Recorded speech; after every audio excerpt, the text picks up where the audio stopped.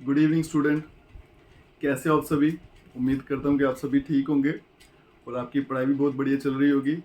Specially maths जो है वो भी अच्छा चल रहा होगा। अगर अच्छा नहीं चल रहा है तो चैनल पे आए, वीडियोस देखें, आपका मैथ्स भी अच्छा हो जाएगा। आज हम चल रहे हैं बेटा चैप्टर नंबर 3 पे, जिसका नाम है लीनियर इक्वेशन इन टू वेरिएबल। सबसे पहले आपको मैं सिखाऊंगा कि लीनियर इक्वेशन टू वेरिएबल का मीनिंग क्या है, फिर उसके बाद में उसके कोफिशिएंट जो है उनको कंपेयर करना सिखाएंगे। फिर वहाँ से हम देखेंगे यूनिक सोल्यूशन क्या होता है, इनफाइनाइट मैनी सोल्यूशन क्या होता है, कंसिस्टेंट, इनकंसिस्टेंट, उनके ग्राफ कैसे निकलते हैं।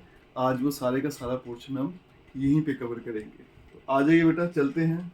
हमारा आज का topic linear equation two variable. सबसे पहले देखो बेटा, इसका नाम है लीनियर इक्वेशन।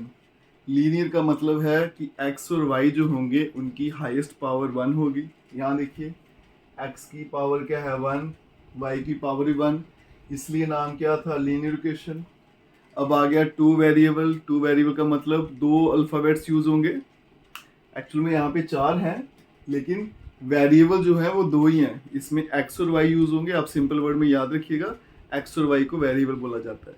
तो यहाँ पे 2 वेरिएबल यूज किए गए हैं, एक एक्स और एक वाई, इसलिए इसका नाम क्या है, टू वेरिएबल। और लीनियर इक्वेशन क्यों है? क्योंकि एक्स और वाई की हाईएस्ट पावर क्या है, 1 है। अब ये इसकी होती है जनरल फॉर्म। जनरल फॉर्म होती है, या फिर इसको बोल सकते हैं कि हम लीनियर इक्वेशन की शक्ल जो है दिखने में वो ऐसी होती है बिल्कुल। अब इसमें जो एक्स और वाई है ना बेटा, इसको बोला जाता है वेरिएबल। ये याद रखना बड़ा जरूरी है। और ये जो ए और बी दिख रहे हैं बेटा, इसको बोला जाता है कोफिशिएंट। जो अल्फाबेट एक्स के साथ होगा और वाई के साथ होगा उसको क्या बोला जाएगा, कोफिशिएंट। और जो अकेला कोफिशिएंट दिख रहा है आपको अल्फाबेट, उसको बोला जाता है कांस्टेंट। ठीक है जी। सबसे पहले तो ये याद रखना है आपको, लीनियर इक्वेशन टू वेरिएबल की इक्वेशन क्या होती है, ax plus b y plus equal to 0। उसके बाद में वेरिएबल कौन है, एक्स और वाई, और जो वेरिएबल के साथ वाले अल्फाबेट हैं या नंबर है उनको क्या बोला जाता है, कोफिशिएंट। और जो अकेला दिख रहा है आपको सी, उसको क्या बोला जाएगा, कांस्टेंट। आगे चलते हैं। आपको मैं 2 इक्वेशन ले लेता हूँ। एक ये आ गई और दूसरी a2x plus b2y plus c2 equals to 0। मेरे पास 2 लीनियर इक्वेशंस गिवन है। अब इन लीनियर इक्वेशन को सॉल्व करके हमने एक्स और वाई का आंसर लाना होता है। उससे पहले हम सीखेंगे कि इनके आंसर कितने होंगे। क्या इनमें एक ही आंसर आएगा, एक से ज़्यादा आएंगे, या आंसर ही नहीं आएंगे। और अगर मैं इनके ग्राफ प्लॉट करूं तो वो किस तरह का होगा, इंटरसेक्टिंग होगा, पैरेलल होगा, या कोइंसिडेंट होगा। उसके लिए क्या क्राइटेरिया है, नंबर 1 बेटा, a1 divided by a2 is not equals to b1 upon b2। अगर ऐसा आ गया तो आपने क्या लिखना है, सबसे पहले इसको लिखना है कंसिस्टेंट। अगर इस तरह से कंडीशन बन जाएगी तो उसको क्या बोलते हैं, कंसिस्टेंट। कंसिस्टेंट मतलब इसका आंसर आएगा। दूसरा बेटा, कितने आंसर आएंगे, यूनिक सोल्यूशन। एक्स और वाई की वैल्यू जो होगी वो यूनिक होगी, सेम नहीं होगी। और तीसरा जो होगा, इसका ग्राफ देखें अगर, तो वो आएगी बेटा इंटरसेक्टिंग लाइंस। ठीक है जी। अगर इस तरह से कंडीशन बनती है तो क्या क्या याद रखना है, सबसे पहले कंसिस्टेंट है मतलब आंसर आएगा, फिर यूनिक सोल्यूशन, एक ही आंसर आने वाला है एक्स और वाई का, और फिर इंटरसेक्टिंग लाइन मतलब अगर ग्राफ बनाऊं तो कुछ इस तरह का ग्राफ बनेगा, क्रॉस। ठीक है, आगे चलते हैं बेटा कंडीशन नंबर 2 पे। मान लीजिए a1 और a2 equals to b1 upon b2, ये दोनों बराबर आ गए। तो फिर हम क्या चेक करेंगे कि c1 और c2 की रेशियो कैसी है। वो बराबर भी हो सकती है और नहीं भी हो सकती है।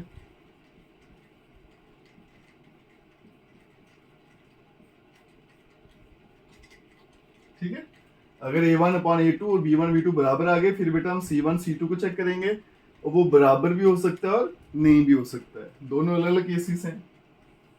अगर तो बराबर हो गए तीनों, तो इस केस में भी क्या होगा, कंसिस्टेंट। मतलब आंसर तो जरूर आएगा। फिर कितने आंसर आएंगे वो देखना है, इनफाइनाइट मैनी सॉल्यूशंस। और फिर बेटा अगर इसका ग्राफ देखें तो वो कैसा होगा, को इंसिडेंट लाइंस, मतलब ये एक लाइन है, दूसरी लाइन भी इसके ऊपर ही होगी, तो वो भी ऐसे ही बने। ठीक है जी। फिर तीसरी कंडीशन चलते हैं, A1 A2 बराबर है B1 B2 के, लेकिन C1 C2 बराबर नहीं है। तो इस केस में क्या होगा, सबसे पहले ये इनकंसिस्टेंट माना जाएगा। इनकंसिस्टेंट का मतलब इसका आंसर नहीं आने वाला। फिर देखते हैं बेटा, नो सॉल्यूशन, मतलब एक्स वाई का आंसर नहीं आएगा। और फिर तीसरा क्या होगा इसमें, अगर इसका ग्राफ बनाऊं तो पैरेलल लाइंस आएंगी, मतलब एक लाइन ये और दूसरी इस तरह से आपस में कट नहीं करेंगी। तो ये बेटा आपका बेसिक है चैप्टर नंबर 3 का, जो आपको आना बड़ा ज़रूरी है। इस इंफॉर्मेशन से आप कोई भी क्वेश्चन करने से पहले पता लगा सकते हो कि इसका आंसर आएगा या नहीं आएगा। अगर नहीं आएगा तो उसको हम सॉल्व भी नहीं करेंगे, अगर आएगा तो फिर किस टाइप का आएगा वो भी यहाँ से पता चल जाता है। अब चलते हैं हम इसके ऊपर, आपको एक क्वेश्चन कराता हूँ, चलते हैं, इसको नोट कर लीजिए तब तक। चलिए बच्चों, नोट कर लिया होगा आपने। अब चलते हैं क्वेश्चंस पे। ये आपके सामने मैंने लीनियर इक्वेशन 2 वेरिएबल की 2 इक्वेशंस लिख दी हैं। सबसे पहले देखिए बेटा, लीनियर इक्वेशन इन 2 वेरिएबल की जनरल फॉर्म इस तरह से होती है। ठीक है, ax plus b y plus c equals to 0, इसको आपने भूलना नहीं है। अगर आप इसको इसके साथ कंपेयर करिए, यहाँ पे देखो इक्वल्स टू के पार क्या है 0, तो मुझे भी क्या होना चाहिए वहाँ पे इक्वल्स टू के पार 0, लेकिन यहाँ पे इक्वल्स टू के पार में क्या दिख रहा है आपको 11। तो अभी इसके साथ मैच ना कर दी, तो पहले इसको मैच करेंगे। कैसे लिखेंगे, 2x प्लस 3y, इस 11 को उठा के यहाँ ले आऊंगा, माइनस 11 इक्वल्स टू 0। अब बन गई आगे उस फॉर्म में। इसी तरह से इस इक्वेशन को भी लिखते हैं ठीक करके, क्या बनेगा 2x माइनस 4y, इसको यहाँ भेजूंगा, माइनस 24 है तो प्लस 24 इक्वल्स टू 0। आगे इधर भी 0। अब आगे उस फॉर्म में। अब चलते हैं क्वेश्चन पे। देखो बेटा, x को ढूंढोगे तो उसके साथ में क्या मिल जाएगा, a, तो ये x है आपका, a कितना हो जाएगा 2, इसको मैं a1 लिखूंगा। y को ढूंढोगे तो क्या मिलेगा b, तो b कितना हो जाएगा 3, जो बच गया वो हो जाएगा आपका c। इधर भी चलते हैं, x को ढूंढेंगे तो a मिल जाएगा, y को ढूंढेंगे b मिल जाएगा, और कांस्टेंट जो बच गया वो आपका c होता है। ठीक है जी, इक्वेशन दी है उसके ABC लिख लीजिए, इसके भी ABC लिख लीजिए, ये a1 b1 c1 और ये a2 b2 और c2। अब आ जाइए, सबसे पहले a1 डिवाइडेड बाय a2 करते हैं। a1 कितना है बेटा 2, डिवाइड किससे करना है a2 से, वो भी कितना है 2, आंसर क्या आ गया 1। फिर b1 और b2 को डिवाइड करते हैं, b1 divided by b2, b1 कितना था बेटा 3 और b2 कितना है -4। अब ये करते नहीं है, अब इन दोनों का आंसर चेक करेंगे, बराबर नहीं ना है, तो इसका मतलब a1 upon a2 is not equals to b1 upon b2। तो ये कौन सी कंडीशन बन गई, कंडीशन नंबर 1। तो कंडीशन नंबर 1 बन गई, तो मुझे क्या क्या लिखना है, सबसे पहले तो कंसिस्टेंट है, मतलब सॉल्व हो जाएंगे। फिर कितने आंसर आने वाले हैं इसके, यूनिक सॉल्यूशन बस एक ही आएगा, और फिर ग्राफ कैसा होगा, इंटरसेक्टिंग लाइंस। बस बिल्कुल आसान सा काम है। ये आपकी लीनियर इक्वेशन 2 वेरिएबल जो है, आजकल इस पे बड़े सारे क्वेश्चन पूछे जाते हैं आपको, तो इसको करना बड़ा जरूरी है।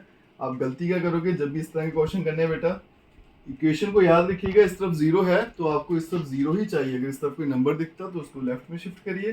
फिर a1 b1 c1 इसके भी लिखिए, इसके भी ABC लिखिए, पहले A1 A2 को डिवाइड करिए, फिर B1 B2 को डिवाइड करिए। अगर दोनों का आंसर बराबर नहीं आता तो पहली कंडीशन बन गई। अगर बराबर आता है फिर C1 C2 फाइंड करेंगे, फिर देखेंगे वो आंसर बराबर है या नहीं है, उसके अकॉर्डिंगली उसका आंसर लिखा जाएगा। उम्मीद करता हूँ आप सबको समझ आया होगा। बाकी चैनल को लाइक, सब्सक्राइब, शेयर, कमेंट सब कुछ करिएगा। कोई भी डाउट होता है बेटा कमेंट सेक्शन में जरूर पूछिएगा। कल मिलेंगे हम सब्स्टिट्यूशन मेथड से, जो बच्चों को बहुत ही डिफिकल्ट लगता है, लेकिन उसको बिल्कुल आसान वे में करेंगे। तब तक best of luck, take care, bye.